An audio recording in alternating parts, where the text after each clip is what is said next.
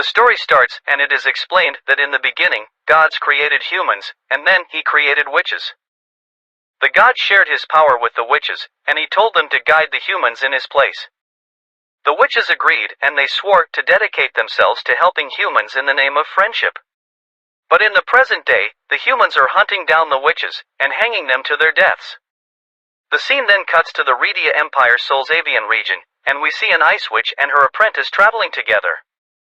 The apprentice named Adonis wonders how much longer it will take them to reach the border, and the witch Chloe tells him to be quiet as she is checking the map.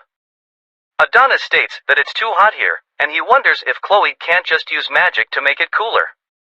Chloe states that her magic is not that cheap, and she asks Adonis to stop complaining.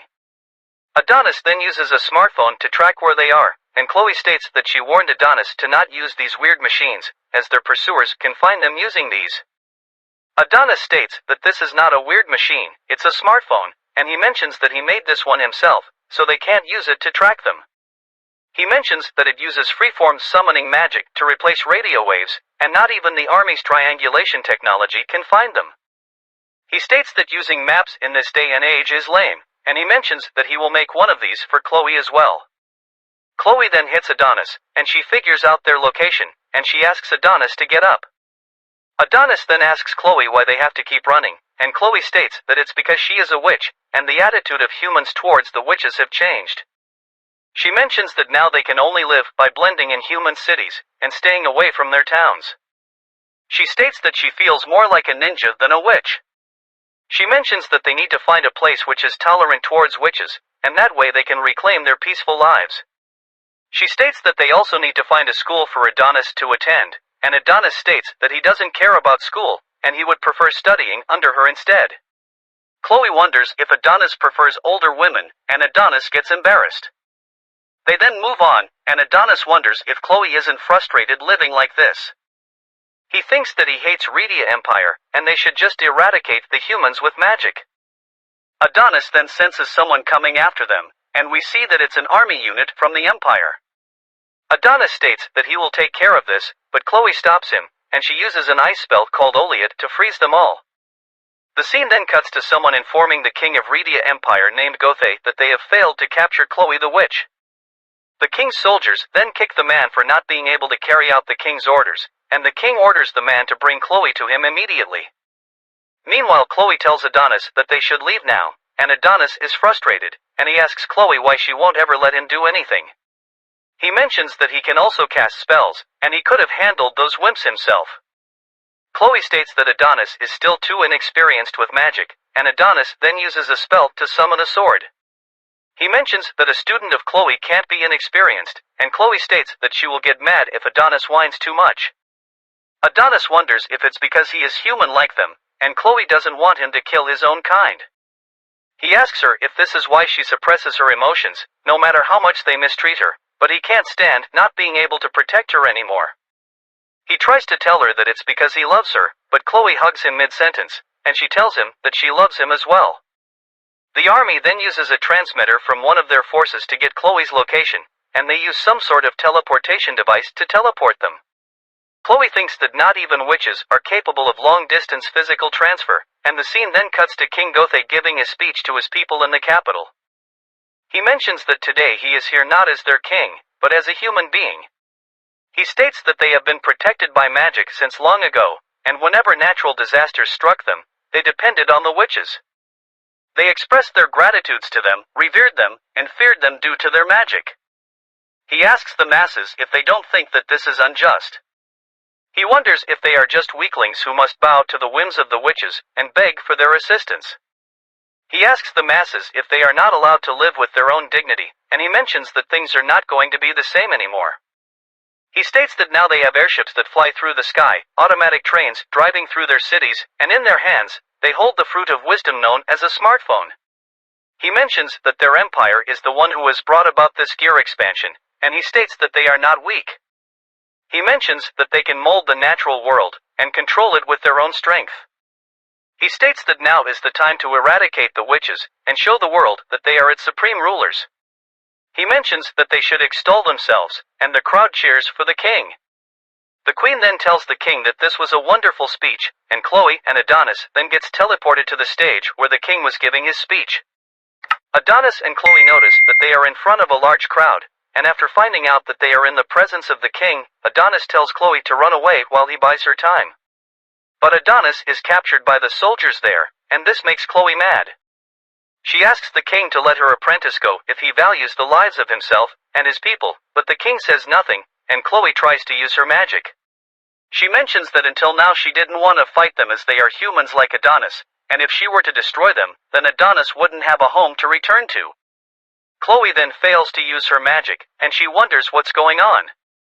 The king states that the power of science that they have acquired far surpasses the witches now, and we see that beneath the capital is a device which can suppress magic, called Ep1-2. The king mentions that he doubts that the witches ever considered that the humans would chase them down one day, and Adonis then notices that even he can't use his magic. The king mentions that now it's time for them to reclaim their world, and he tears off Chloe's clothes. He mentions that a witch who can't use magic is just a woman, and the entire crowd then starts to take pictures of Chloe, and this makes her embarrassed. This makes Adonis furious, and he tries to make himself free, but he can't do that. The king then orders his soldiers to kill the boy, but Chloe prostrates herself, and she states that this boy has nothing to do with all of this. She mentions that witches should be eradicated, but that boy is a human, and she kidnapped him and raised him as her slave. She asks the king to have mercy and spare the boy's life, and she mentions that she doesn't care about what happens to her. Adonis wonders what Chloe is talking about, and he tries to use his magic again, but it's still no use. He states that he is going to kill all of them, and the king then points his gun at Chloe, and the masses of humans gathered there laugh ridiculously seeing this. Chloe then thanks Adonis for everything, and she mentions that she is glad that she met him when she did. She tries to tell him that she loves him, but the king shoots her mid-sentence. The king's soldiers then riddle Chloe with their bullets, and Adonis can't do anything but cry, and the rest of the humans there giddily take pictures of this horrific scene. Afterwards a soldier beheads Chloe, and the king shows her head to everyone there, and it is explained that the god told the witches that the humans might fear them as they are timid, but they should try to befriend them, and bring eternal peace to this world. Should they hate each other and fight, then the darkness of chaos will envelop this world. The story then goes ahead in time by 10 years, and we see the royal capital of Redia Empire named New Nightmare. Inside an internment camp there, two prisoner girls are fighting over a piece of bread saying that it's theirs, and to make them stop fighting, another one of the prisoner girls named Daroka gives them her piece of bread, and she asks them to get along. This resolves the conflict, and a girl named Anna then asks Daroka if she is alright. She mentions that Daroka did the same thing earlier as well, and Daroka mentions that she is fine. Anna then mentions that Daroka is a good girl, and she explains that no matter how much technology advances, thanks to the gear expansion people keep fighting among themselves, and the wars never stop. She mentions that they said that humanity would be happy once the witches are gone, and she starts to cry. Daroka then puts a ventriloquism show to cheer up Anna, and from her show we find out that they are prisoners who were brought here after their countries lost to the Empire. The show makes Anna laugh, and right then some soldiers come inside their cell, and they summon prisoner number 218. Some girls state that anyone who gets called never comes back, and we see that the number belongs to Anna, but Daroka takes it for herself, and she leaves with the soldiers. The soldiers take her to the warden of the Mayhem internment camp named Palpol, and he asks Daroka to strip. He mentions that they need to check her body, so that she doesn't offend the lord that she is about to serve. He states that running this place costs money of the people who serve their country, so the prisoners will also have to serve the people. Daroka then notices the beaten-up prisoner girls in the room, and she thinks that this is awful. Palpol then tells Daroka that it was the Redia Empire which brought the gear expansion and explosive rise of the civilization, and they used their scientific and military might to defeat the witches, and seize dignity for the humans. Palpol then takes a few pictures of Daroka, and he uses a voice assistant to send the photos to headquarters. Daroka then bites Palpol's hand, and she runs away with his phone. The soldiers chase after her, and Daroka tries to open all the prison cells using the phone, but the phone needs the warden's voice to authenticate this command. Daroka then tries to use different types of voices to make the phone unlock the doors, and the doors are unlocked when she uses the warden's voice to give the phone the same command. Daroka then tells everyone to run, and the entire internment center is in chaos. Daroka then arrives in a special cell, and the soldiers capture her there. A cell which looks like an Iron Maiden also opens up, and we see that a prisoner with hateful eyes is inside it. The story continues, and the soldiers state that prisoner 1001 is free, and one of them mentions that they should report this to the chief. The other soldier mentions that they would be in big trouble if they did that, and the prisoner then comes out of his cell. He attacks and kills one of the soldiers, and he then proceeds to kill the other soldiers in the room. The prisoner then goes towards Daroka, and Daroka gets scared of him, but he shoots Daroka's chains to free her of her bindings. An announcement then tells every soldier in the internment camp that prisoners blocks 1 to 6 are trying to escape, and the soldiers go to suppress them. The scene then cuts to the National Security Bureau, and Director Yamato of the Bureau orders one of his soldiers to head to the Mayhem internment camp and report back on the situation. He states that the soldier can arm himself with weapons greater than Class 5, and the soldier states that he will preserve the Empire's peace with his supreme power. The Vice Director Yuki tells the soldier to not make light of the peace they have right now, and she tells him to take this seriously. The soldier mentions that he will, and he leaves. Afterwards, Yuki mentions that she is going to kill that man for behaving like that in the director's presence, and the director, who is also the brother of Yuki, tells her to leave him alone. He mentions that the soldier Ekaut is an executive of this empire just like Yuki. Meanwhile, at the Mayhem internment camp, the warden notices that the confiscated item storage is open, and the soldier mentions that the girl who stole Palpol's phone imitated his voice to open all the chambers. Palpol thinks that this is impossible, as his phone is a secure model, and he thinks that this is really bad. He wonders why she would take this of all things, and he states that even if she cracked the authentication system, his level of authority shouldn't have allowed her to open this chamber, as it contained an item that belonged to the SS-level prisoner, the witch's apprentice Adonis. We then see that Adonis is at the top of the internment camp, and he fires a bullet at one of the buildings, and he uses his magic to make the bullet big. The bullet lodges deep into the building, and Adonis states that he is going to kill every last citizen here. Meanwhile, in the internment camp, Ekaut reports back to the National Security Bureau, or the NSB, that he has searched the entire camp, but he couldn't find any sign of the boy. He then finds out that a building was struck by a shell, and he states that he will head there right away, after cleaning up the cause of this mess, and he kills the warden. Daroka then notices the big bullet lodged in the building, and she thinks that it's her fault because she couldn't stop Adonis. Adonis then walks around the town, and we see that the news is covering the bullet shell destruction that Adonis was responsible for. Adonis then thinks that he doubts that Chloe will thank him for what he is about to do, and he thinks that she would probably say that getting revenge won't bring her back to life, and he should just go and enjoy his life now that he has managed to escape. Adonis then thinks that it's been 10 years, and he states that no matter how many years pass by, he won't forget what happened.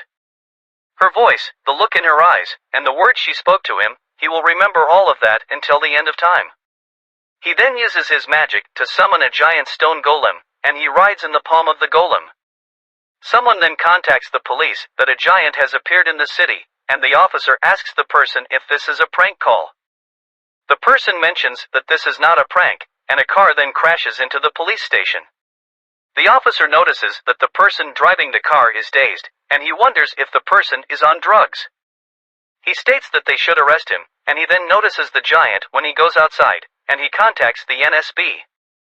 Meanwhile, the giant wreaks havoc in the city, and the citizens run away from him. Adonis thinks that King Dothe should run away while he still has time, and the scene then cuts to the NSB, and they track the location of the giant robot. A soldier tells Yamato that the king is not well, according to the queen, and Yamato then uses his authority to declare a state of emergency. He prioritizes holding defensive line 4, and he requests air-ground support from all aircrafts. Yamato then notices that the golem is huge, and he can't believe that this thing can move. Yuki mentions that both the boy and the quill have gone missing from the internment camp, and she thinks that this thing must be powered by magic. Yamato thinks that this makes things simple, and he asks where the SDAM is. A soldier mentions that it's underground, but he states that he is not sure if a 10-year-old device will function properly. Yamato tells Yuki to take care of this, and we see that a lot of the citizens are suffering casualties due to the golem. Some tanks then try to attack the golem, but their shells don't reach. They try numerous times, but the result is the same, and the soldiers wonder why the shells won't fly straight. Adonis then throws a building on the tanks to destroy them, and it is explained that Adonis spent his last 10 years meaningfully. It was a simulation without limits, and he conducted scientific research within the mind. He devised the most precise way to slaughter a nation, and it is explained that the only way a non-witch can use magic is through written-style summoning magic. It is the practice of understanding and systematizing the mechanisms of magic, and converting them into mathematical expressions using a special quill. It is explained that mastering it wouldn't have been easy without an excellent teacher, and to Adonis there is no difference between those who were present 10 years ago and those who weren't. Adonis states that if killing Chloe was their great purpose, then everyone who lives in this country and reaps the benefits are just as guilty. He then uses a pair of machine guns that he conjured using magic to slaughter the people around him, and he thinks that this is a beautiful sight. He wonders why he doesn't feel good about this, and Oukoku then spots Adonis on the palm of the giant's hand. He reports this to Yamato, and Yamato informs everyone in the control room that the enemy is the witch's apprentice Adonis, and he is in the palm of the giant. The aircrafts flying above then launch an attack on the giant, and after repeated missile attacks, they manage to destroy it. We see that a boy is crying over the death of his mother during all this, and a building is about to fall on him, but Daroka saves the boy. The people then wonder if the army defeated the giant, and Daroka then asks a lady to take care of the boy, and she goes to stop Adonis. Adonis then thinks that he must be out of shape, and some soldiers land from the aircrafts to take care of him. Meanwhile, at the imperial castle's inner sanctum, we see that the king is lying on bed, and he asks the queen how long he was asleep, and what's this noise coming from outside. The queen states that he was only asleep for half an hour, and she mentions that he doesn't need to worry about anything right now. She states that their empire is going to be fine, as he made sure that it would be strong, and the king states that he could only do that because he had her by his side. The king then coughs some blood, and he mentions that even that is coming to an end now, and he can't believe that he contracted an incurable illness. The queen then tells the soldiers to summon Dr. Griffin, and the king states that there is no need for this, as he is fine. He wonders if this is a curse from God, and he mentions that he will not repent. He states that they built a hyper-scientific civilization, burned their neighbors, and the witches, and they did all this for the sake of progress. He mentions that humanity would never advance as long as the witches were around, and he states that humanity must carve its path alone. He mentions that the new age has no need for magic, as it would only get in the way, and he thinks that he is certain that he did the right thing. The king then notices that it's raining, and the queen mentions that the rain will wash away all of the king's fatigue. The king states that the queen is a flower that blossomed on the path of carnage, and meanwhile Yamato can't believe that all of his troops have been wiped out. He is then informed that a civilian is approaching the target, and we see that Adonis has grabbed the soldier by the neck. The soldier mentions that they should have killed him along with the witch 10 years ago. Adonis then tries to kill the soldier, but Daroka stops him, and she tells him to not kill any more people. She mentions that he has taken the lives of many people in this empire, and she states that she doesn't want any more innocent people to die. Hearing this, Adonis kills the soldier, and he can't believe that Daroka called these people innocent. He states that he should have killed Daroka like the rest of the people, and he mentions that all the humans are his enemies whether they are from the Redia Empire or not. Daroka mentions that Chloe wouldn't want this, and Adonis tells Daroka to not take Chloe's name so casually. He wonders why this girl would get in his way, and he asks her if she is a distraction until the next wave of soldiers arrive. He states that this sounds like something that the humans would do, as they always fight dirty, just like they did when they killed Chloe. He mentions that there is no way that they would have lost to the humans if they didn't use cheap tricks, and he asks Daroka to stay out of this. Daroka then mentions that Adonis was the name that the greatest witch gave to her beloved student, and she mentions that all the witches know about this, and she uses magic. Daroka tries to introduce herself as a witch, but Adonis doesn't believe her, and he grabs her by the neck. He tells her that all the witches are dead, and he tries to kill Daroka, but Daroka states that the witches survived the witch hunts.